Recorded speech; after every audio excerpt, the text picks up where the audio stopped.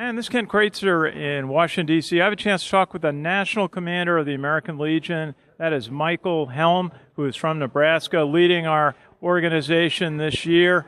And Commander, a very important meeting here in Washington. I always enjoy attending. About 1,000 of your senior members here to go over legislative priorities and take that message to Congress. Why is this meeting so important? Well, this is our big splash in Washington, D.C. You know, we come to Washington, D.C. with resolutions written by other people from other posts, and through our convention we have those resolutions to bring forward, and so that's what we're going to Capitol Hill with is what the 2.3 million American Legion heirs want us to do here in D.C. Absolutely, and I know you've been traveling the country, traveling the world. In your role as National Commander of the American Legion. Where have been some of the places that you've really enjoyed visiting? Well, my overseas travel was certainly exciting because I hadn't been in that part of this. I went to the Far East tour. We were in Vietnam and also Laos looking for remains of those missing during that time. We were in South Korea for Thanksgiving Day to serve food to the troops. It was pretty nice. We've been to Taiwan, the Philippines, and Okinawa, and then we went back through Hawaii for the remembrance of Pearl Harbor Day, and that was a very exciting thing. We've also I've been to several states all across the United States, visiting posts and seeing how they do those great American Legion programs, and we all do things a little bit different, but we all end up with those same good programs at the end. What are some of your favorite programs? The American Legion has so many programs to work with young people, to work with veterans, support the military. What are some of the highlights for you?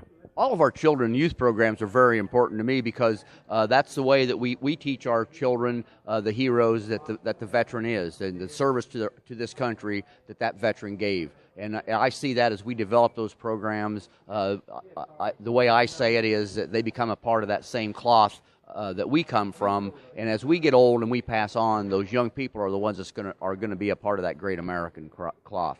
Of course, we have American Legion baseball, the oratorical, junior shooting sports, Boy Scouts. We have a variety of great programs like that for our children and youth, and all of those help them grow into the great American citizens that we know they will be. And tomorrow you have a special opportunity to speak directly to members of Congress, to the House and Senate Veterans Affairs Committees.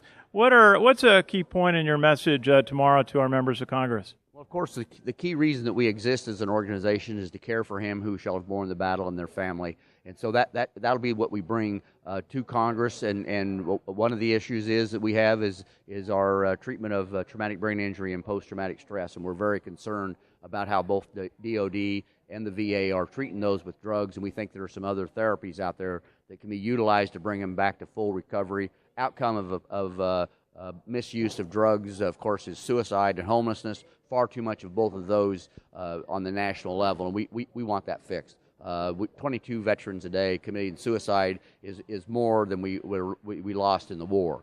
That number is grown too far, too fast, and we think there's a better thing we can do it. Also on national defense, we're concerned about our military strength. We're concerned about where we're going to go and what the end game for ISIL or ISIS is that we're very concerned about now, how with the beheadings, with burning bodies, with using explosives to go in and destroy populated areas of innocent citizens. There's no way to sit down and negotiate with that way of life, and so we know there's going to have to be a military involvement. We support the president on the bombing, but we're bracing ourselves now to get ready for sending troops in there to do whatever they are called upon to do. We want to make sure they have the proper equipment and safety to do that, but also we want to make sure the families back home are cared for and that we're ready to welcome those troops back home when that mission is accomplished. And by mission accomplished, we think the president should have an actual mission, an end game, if you will, to go in and then come back out.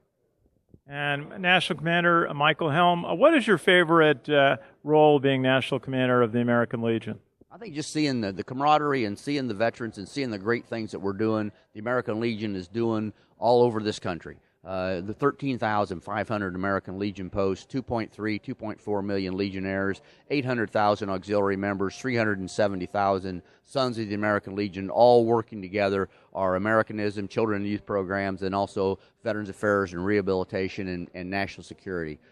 Being a part of that and seeing it unfold in each community across this nation as I travel is very exciting and very rewarding.